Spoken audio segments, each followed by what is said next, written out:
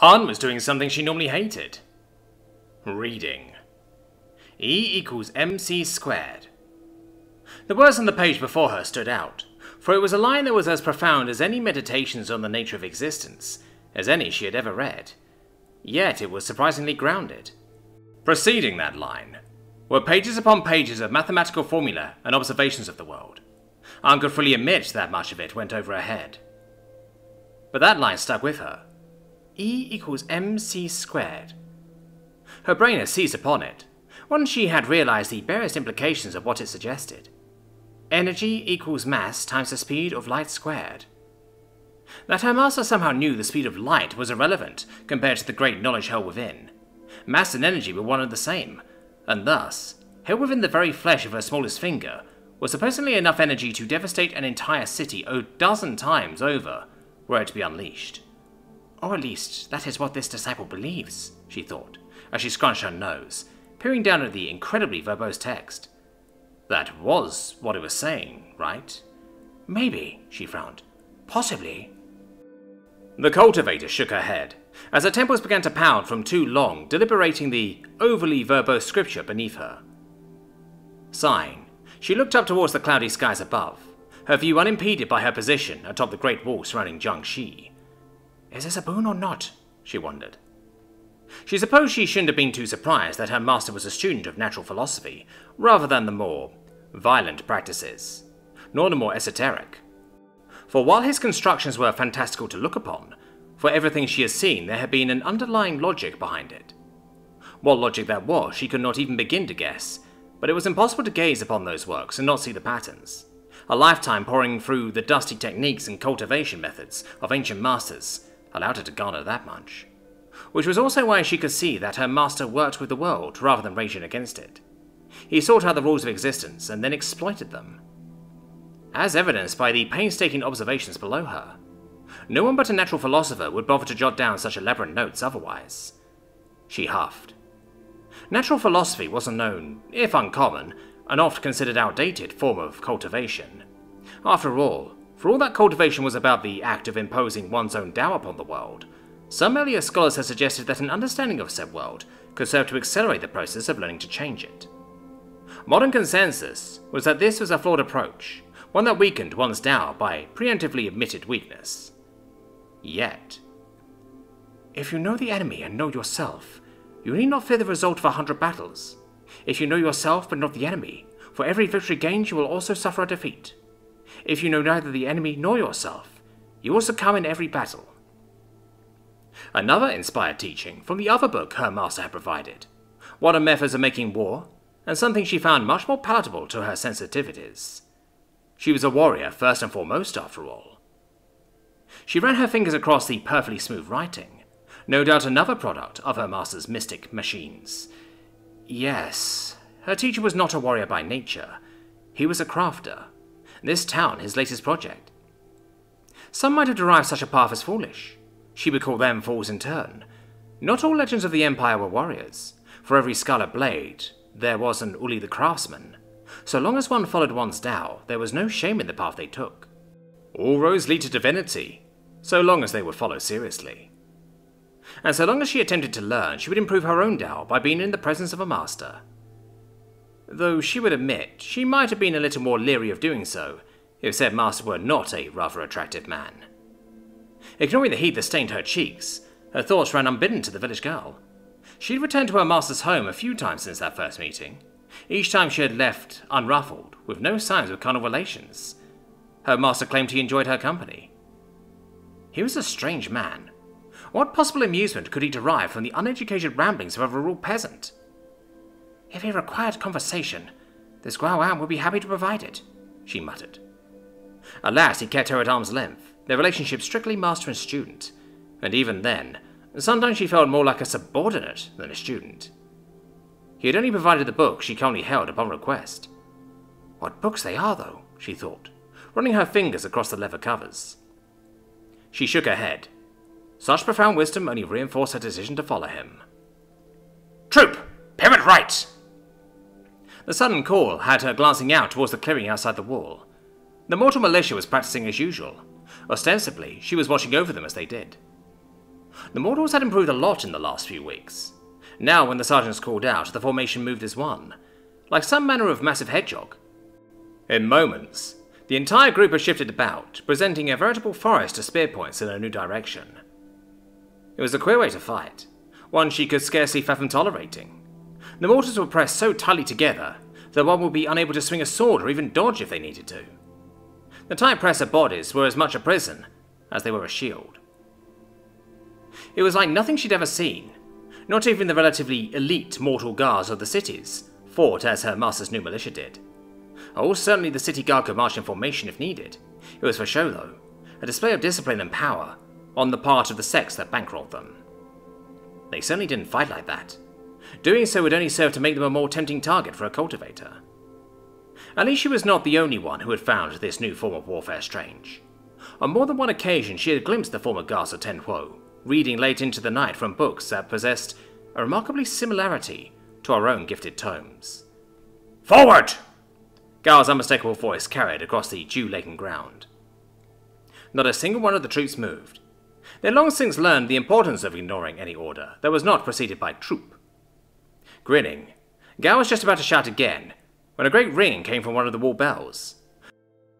One that was just a little close for Un's liking, as her ears peeled back against her head to the rising cacophony. Shaking off her discomfort, her gaze turned towards the nearby forest in search of what had spooked the wall watchman. With her enhanced senses, it took but a moment for her to catch sight of the trio of mountain goats and 2 deer prowling around the forest edge. An frowned. After the initial attack on Jiangxi, the beasts had started arriving as individuals or pairs instead of a massive horde. That had changed recently, though. Now they were arriving in clumps, ranging anywhere from 3 to 10 beasts. More to the point, they had changed. One of the goats she was staring at was far bigger than it had any right to be. Its form bulged with powerful muscles. Likewise, its horns had taken on a distinctly more ominous shape. Thicker, sharper, and more angular, the thick growths now looked more than up to the task of goring a man to death. Yet it wasn't a spirit beast. Even from here, Anne could sense that. But it's close, she thought. She made no move to intervene, as the group of corrupted animals broke from the tree line to charge at the mass of mortals. Whatever the great enemy were doing to the animals of the Empire, it was new. She watched with subdued interest as the massive creatures rushed in the mortal formation, and were swiftly impaled on innumerable spikes. "That's fine," she smiled. "We have new tricks too." That smile only grew as the bell nearby rang again. She didn't need it, though. She'd immediately sensed the arrival of the newcomer. A spirit beast. Her smile grew ever more feral as she stood up, grabbing her glaive as she did. Learning was all well and good, but she was a woman of action. She lived for the thrill of battle. More to the point, she nearly processed the spirit core of the wolf. Her ki had grown by leaps and bounds. Already she could feel herself pushing into the very precipice of Stage 3 of the initiated realm. She just needed a little more to push over the edge. And the great hawk that darted across the skies around Jiangxi would do nicely. Swollen to nearly the size of a horse, the massive bird was focused on the militia. It was trying to figure out how to get around the sea of spikes towards the men inside the formation. It was struggling, though. Anne couldn't help but feel some pride of that. The men below her would have all cut and run once when faced with a spirit beast, and she wouldn't have blamed them for doing so. By fleeing, the majority would have escaped, while the beast fed on the unlucky few who didn't. Such was the cold calculus of frontier life. With her master's training, though, it was actually safer within the formation, and the mortals knew it, which was why not a one broke formation, as the hawk swooped down at them repeatedly, searching for a gap in their ranks. One that the militia was determined not to provide, for good reason. It was actually a rather impressive display. Even Anne herself might have needed to think hard about attempting to surge past the united front. For a time at least. Eventually she'd get in. Still, as she leapt from the wall and into the fray, Anne could only concede that her master really was a genius. He had somehow managed to make even mortals useful.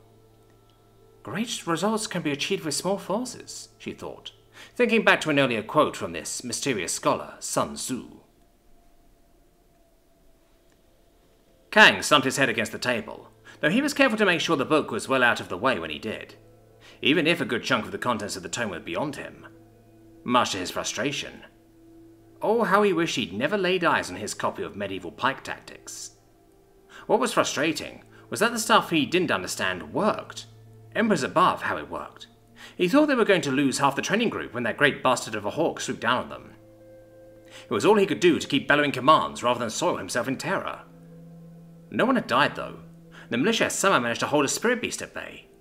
He could still scarcely believe it. Which was why it made it all the more frustrating that a number of the concepts being raised by the book in front of him went beyond his own limited understanding of this new way of fighting. Something he knew was echoed in the mind of his fellow officers. Some days he could only thank the Empress that the recruits were so terrified of him and his fellows that they didn't realize that sometimes they were being given contradictory instructions. Or they think we're messing with them, Kang supposed. Still, they were making progress in figuring out this new form of warfare. Whatever else Kang was, he wasn't an idiot. He'd been soldiering his entire life.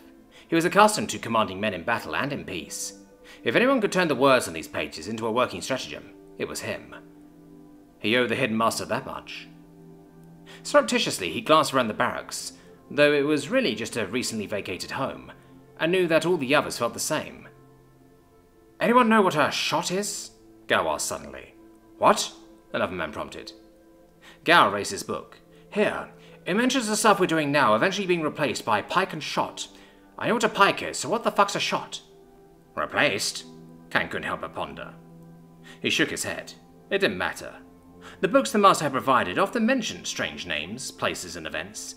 It was clear it came from far away, either some distinct part of the Empire, or perhaps even an entirely different continent. It wasn't his concern. His focus was on implementing what was directly in front of him. "It might be some kind of sling? Or bow?" Kang suggested. "What's a sling?" Gao asked. Kang sighed. "City boys," he thought. Guns were hard. Almost as hard as cultivation. Jack had asked Anne about it. Sure, he'd had to hide the fact that he was learning about it by pretending he was asking about her own process, but it had worked. Anne had been all too happy to talk. At length. Turned out, becoming a punch wizard was hard. Real hard. Time-consuming too. To him it seemed that cultivation was less a vocation and more a lifestyle. Before you were anything else, you were a cultivator, because cultivation required daily meditation, hours of practice, the equivalent of a small fortune in performance and enhancing drugs. Sure, Anne had called them reagents, but he knew what mystical doping was when he heard it. So yeah, whatever thoughts he might have entertained of becoming a cultivator himself had probably fled after that conversation. To be frank, even if he had the willpower to essentially live the lifestyle of an Olympic athlete, it was an inefficient use of his limited time. Instead, he'd be better served leveraging his unique advantages to build up a high-tech army, rather than let himself become another strictly average, or even subpar wizard. It was a shame, but he'd just have to make do with his gene-forged body and technology so advanced, it might as well have been magic. "Poor me," he lamented sarcastically. Were that guns weren't also like magic? "Poor me," he lamented, legitimately. Oh, sure, they were simple in theory. While he'd never actually seen an old slug thrower outside of old movies, he knew of the concept. Unlike the mazes he was more familiar with, slug throwers functioned by using a small explosive charge to propel an equally small chunk of metal, or lead if those movies were to be believed, down a long tube at high speed. It sounded simple enough. More to the point, it was well within his means. He had tubes, he had small chunks of metal, he had explosive powders. "Fuck," he hissed, as another gun exploded in his hands. He couldn't help flinching every time it happened. Sure, his suit protected him from any damage, but the tactile feedback system in his hands gave him a small jolt to inform him that something had exploded in his hands. He tossed the vaguely flower-shaped chunk of metal away in disgust. "Test batch 28. Failure," he spat. He glanced over at the growing pile of exploded tubes sitting in the corner. Okay, that was an exaggeration. Not all of them had exploded. Hell, most hadn't. Only recently had things escalated to explosions. Or cracks, he thought, running a hand down a seam in one of them. It was to be expected, even if it was frustrating. He was still trying to figure out the best ratios, if he was going to get as much bang for his buck as possible, without compromising the barrel of the gun. Overkill, perhaps? Still, he was dealing with magic animals and iron-skinned punch wizards. An average musket ball would probably only annoy a lot of them. In that situation, he figured it was better to err on the side of overkill, rather than have his people watch their shots literally bounce off of whatever, or whoever they were shooting at.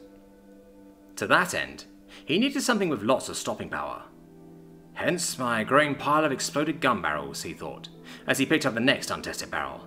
And even once I get this figured out, I need to figure out a decent firing mechanism. That would be a pain.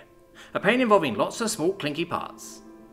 This was not his area of expertise, predominantly because he didn't have one. Sure, he used an advanced mining rig, but it wasn't like they were complex to operate. They were simple by design, all the better to supply to the kind of dumb morons who were stupid enough to sign up with the Canary Corp. Which was why he'd already decided he was going for a break-action design. He had neither the time nor inclination to figure out magazines.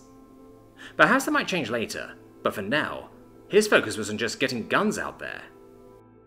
At least, his people seemed disciplined enough now that he was unduly worried about them blowing their own toes off when he finally supplied the real weapons to them. Though I'll probably need to figure out proper bullets too, he thought, glancing at the nearby barrel of smokeless powder. He was less than inclined towards having his people lug around large barrels of gunpowder for every battle, not where people with actual magic were concerned.